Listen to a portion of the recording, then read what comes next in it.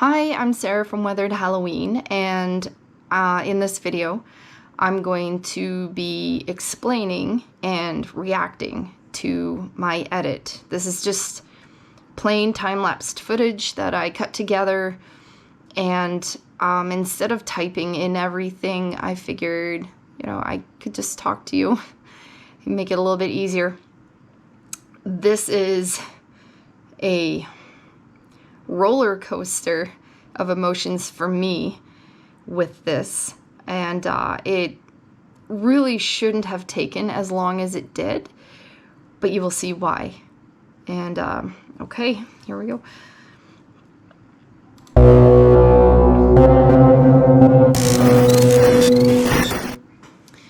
So I wanted to make Anubis. I got the styrofoam head from Michael's, and I'm using things that I have around the house because, why not, right? It's all about creativity and crafting and having fun. So, I printed out a couple pictures of Anubis. I studied them, I stared at them.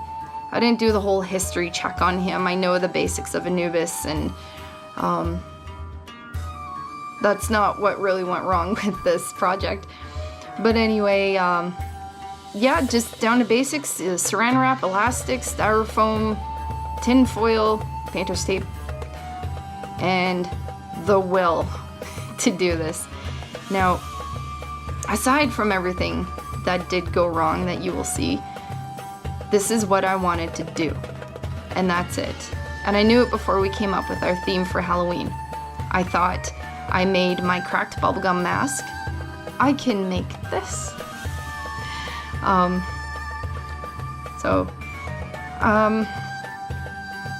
using wet clay, and I love that stuff. It's wonderful. Work with it, spray it a couple times, bag it as you're not working on that section, and keep going. I figured at first glance, you'll look at that and say, oh, that's Anubis. But up close, to the perfectionist and the historian, you would probably shake your head. So there's our first head shake.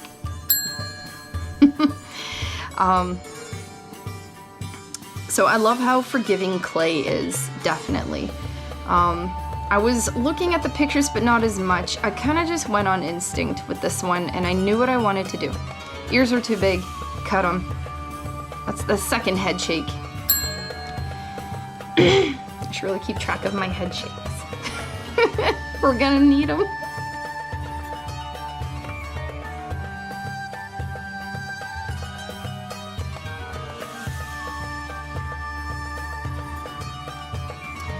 I happen to have a Lazy Susan in my kitchen, and it is wonderful to have for anyone that's getting into this. Get a Lazy Susan. It was just so much easier. In the beginning, yes, building this, it was front heavy, and I don't know how I managed to do it. I didn't plan on shoulders, I didn't measure anything, and that was definitely my own fault, and I'm not gonna blame material for this. This is completely an operator's issue. For Anubis, for the way that he looks, I wanted him to be the strong, silent, disappointed in you type, so I tried to give him a bit of a snarl without showing teeth, and then I wanted to beef up his jaws to make it look like he can bite you and hurt you, but not be a typical mean, scary dog, and not just be a boring, straight-faced dog. A little bit of personality. When I look at him, he looks disappointed, and I hope when I paint him, I do him justice, because I think I just gave away the ending. You'll see. I don't have calipers. I'm using a fabric measuring tape, and I'm improvising a lot. I think that when I made my bubblegum mask, anything goes. You could put cracks anywhere you want, you could put the bubblegum warts anywhere you want, it's just whatever you want. With this, having to have very smooth edges, for having accuracy, symmetry, I think that was a big challenge And I'd like to think for a first full mask, I pulled it off. But I know the critics out there are shaking their heads. It's another head shake.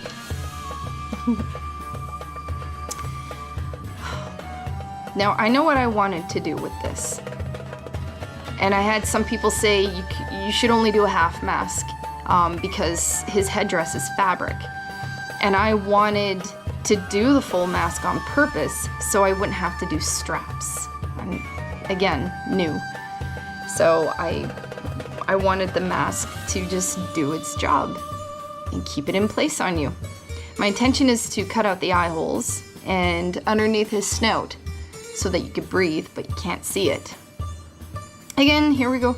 No calipers, just relying on shadows and, you know, looking at it to get my symmetry. I have a set of clay tools and I have a set of fondant tools because, you know, making cakes.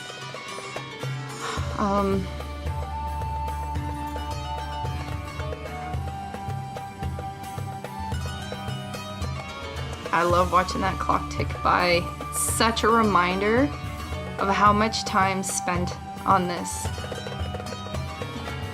Because as you keep watching this, you'll see that, oh my god, stop now is gonna tick in your brain. Right now is the easy part. And it's actually going okay. So, for his headdress, I wanted to not just paint them on, I wanted definition. I wanted him to look regal and impressive. I wanted him to stand out. I wanted someone to see that a lot of effort went into this mask. It's my first full mask. If I'm gonna try and impress, I'm gonna push it. So I measured, I think it was 1.25 inches or less. And having that measuring tape there, it was actually really fun to use because it can really go anywhere. And numbers don't lie. So I think I did a pretty good job and I like the way it looks. So I decided to make on the lines each strip. Now I'm using the bare minimum at home for tools. I have my rolling pin and I have my little carving tools. So my husband came along and he said, they're too close together, how are you gonna pull it out? Okay, good point. So let's spread them out a little bit more. So that's a head shake there because I'm not able to get consistency for something as accurate as lines on a headdress. It's not looking good. So here we go. Let's remove them all together. And I took 2 online and I got some feedback from people. I had someone tell me how inaccurate he is and he doesn't have to be that scary and, you know, his headdress is cloth. You don't need to do that, but my motives are different. So I just kept in my own little bubble. I took the advice and I got rid of that. But someone suggested that I use weather stripping to get fine edges and accurate spacing and sizing because the rolling pin just wasn't panning out. So here I go with my little toothpicks and here I go with my weather stripping and a vision and no experience. And I'm running out of time. I'm running out of patience. I was really giving up on this until like I wanted to just see this in form. You know when you're doing something or you want to do something, but it's easier to just try stuff out so that you can see. That's what I did here. So the weather stripping looks cool, but how am I going to smooth it out, keep it in place, all that stuff? So I thought, what if I build underneath and on top and kind of just schmoo it all in there and it should be fine? Well, not so much. After playing with it, no. Another head shake. So I'm going to go over and smooth everything out, fill in any big divots and patches. I ended up using one of my like library cards to just smooth things out. A couple minor touches on the face. The ears are so-so. Here we go. Now I'm gonna explain to you why I'm going this way. And I'm kind of mixing up my mentors. I'm paying attention to Ed from Distortions. I'm paying attention to Sculpt. Alan, I'm giving a shout out to Alan. He talked me through some stuff and he gave me some very good tips, and thank you very much, Alan. Also, other researchings online from other people doing things, following the Facebook pages and seeing what other people do. I see Ed using Krylon on his clay before he plasters. Now I'm using Hydrocal 30. He's using Pottery Plaster 1.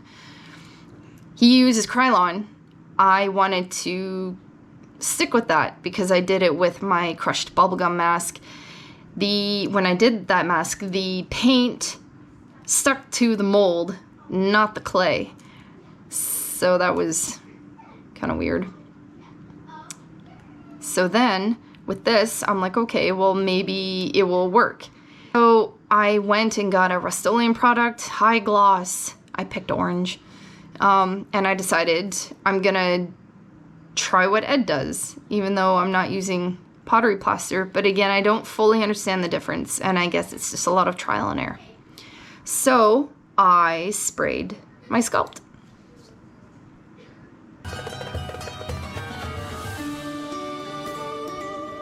And again, I am working in my kitchen and my dining room. I do not have a workshop.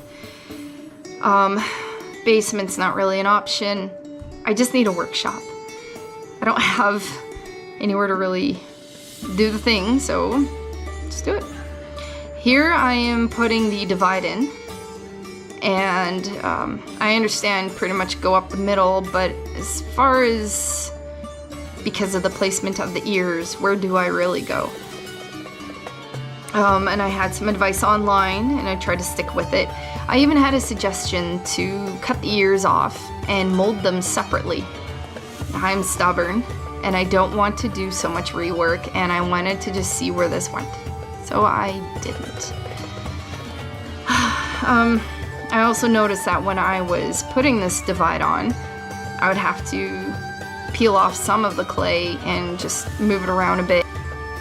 And it came off of the sculptures, so that was not a deterrent, but a friendly reminder that I don't know what I'm doing.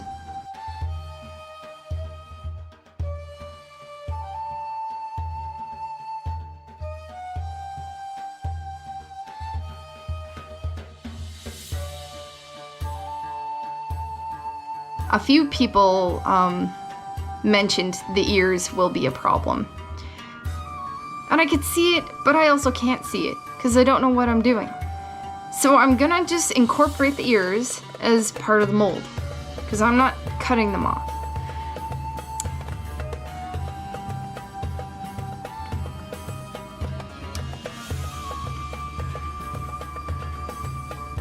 So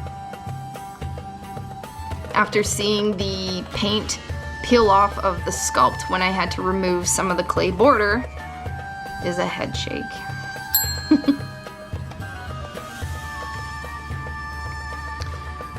I tried to smooth it out as best I could along the edges to create that seal.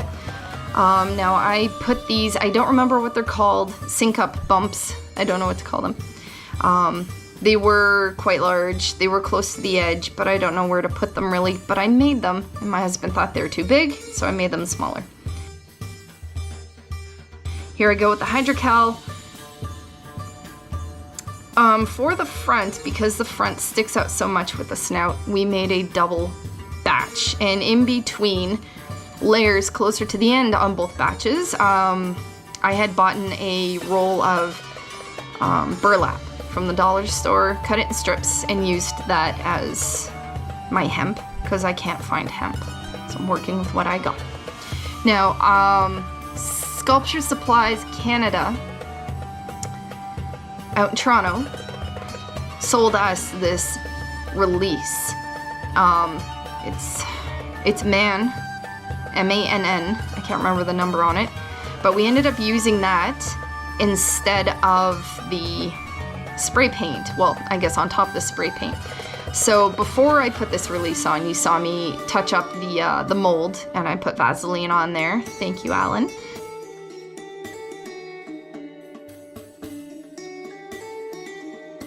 And here I go. I use the method where you crumble it in and you get the island types. And look at it bead, it's beautiful. You can see right away that release. That's probably the second most rewarding part of this whole project is that. So no head shake there. And I'm having it drip down. There's some burlap. Okay, now this is where things get a little head shaky. So with the series of things that have gone wrong with this coming up, I'm gonna think either we hulked the keys too hard, or my sync up bumps are too close to the keyholes, or we were too rough with it, or the keys were wrong. But I mean, what you're about to see is sad.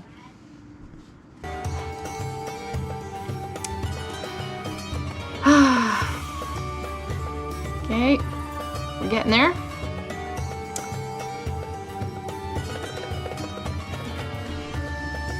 Now, I'd like to point out two things that are extremely obvious. One is that massive crack. Okay, I'm glad we got that out of the way. The second thing I would like to point out is how clean the mold is. That release is so amazing. So amazing, and I'm very grateful that it worked out like this. Minimal cleanup. Can't say the same for the other side.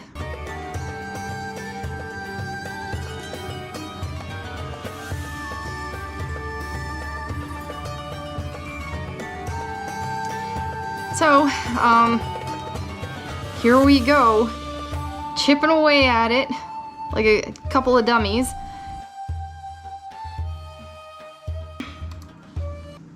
What you didn't see, and what I am ashamed of, and what we just had to do, was we took the front mold outside and we hosed it down. We took our paintbrushes and we sprayed and wiped and sprayed and wiped.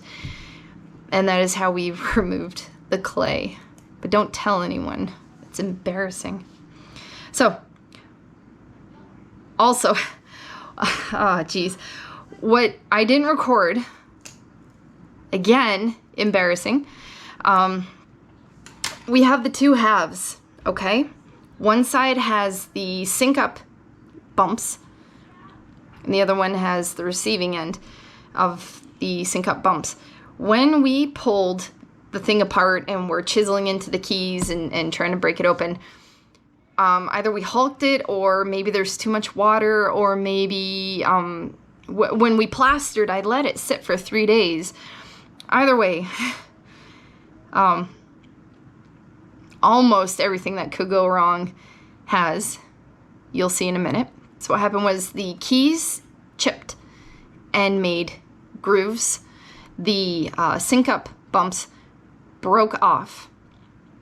And what I tried to do in desperation and somewhat just a hint of giving upness, I just tried to plaster new ones on in hopes that it's just gonna work out, and it didn't. And I'm a dummy. So we had to chip them out, chip out whatever I could that I tried to fix. And we decided that with all of the gaps and holes up to like an inch, we caulked. We caulked the surround. So we had the face laying down between two chairs in our kitchen. We took caulking, we filled in what we could, we filled around the surround of the head. We tried to fill gaps because at the ears there was chip. And we tried to fill it with caulking because we didn't know what to do. We couldn't afford to start over, my God. We're so far into the process. Why stop now? And it's laughable at this point because, like I said, almost everything that could have gone wrong has. And yet, we still have a mold. There is something to work with. So I can't give up yet. So that is also a head shake. Now we're at the point of filling the mold. Cup by cup, and I brush along the sides, and I couldn't brush in the ears. But I'm doing cup by cup. So far everything's okay. Getting higher up and higher up, checking it, and there you have it. I can't say we didn't see this coming. We were just very optimistic. We did not lose as much as I thought. We were trying to shove holes with clay. We were scrambling to put up the garbage bag. My husband went behind and just kind of let it drip into the bucket. It wasn't an entire loss. We do still have quite a bit of latex. It's dramatic to see. It was dramatic in the moment. Here I am after the fact, and I'd say it probably was dwelling for a good 10 minutes, but it was going down.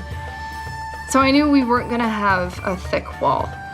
So when it finally finished, I was feeling around. I had one tear in the back corner, which I can just cut. It's fine. The front and the snout and all that, I can see orange, and that's the only time that spray paint came in handy, is so that I can see through the latex and know how thin it is. Good stuff. But I would go in and just glob latex. I had to just give it to chance that I'm doing what I gotta do. So that I would call for 2 head shakes, because that's pretty bad. The pole. I took some plaster, put it in, tried to fan it, didn't work. Took a brush, moved it around. Here in real time is what it was like pulling it out. Now, yes, I could have opened it sooner, but I was actually, it was working the way I thought it would. The caulking was still soft enough that it could come out of the gap. So, aside from the gaps, it was peeling quite nicely.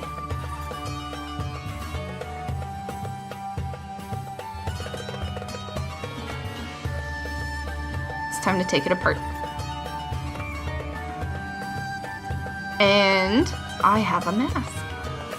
You can't see it here, but I feel like throwing up and I'm shaking. Because technically, after everything that has happened, I have a mask. It is not sellable. It is salvageable. It is mine.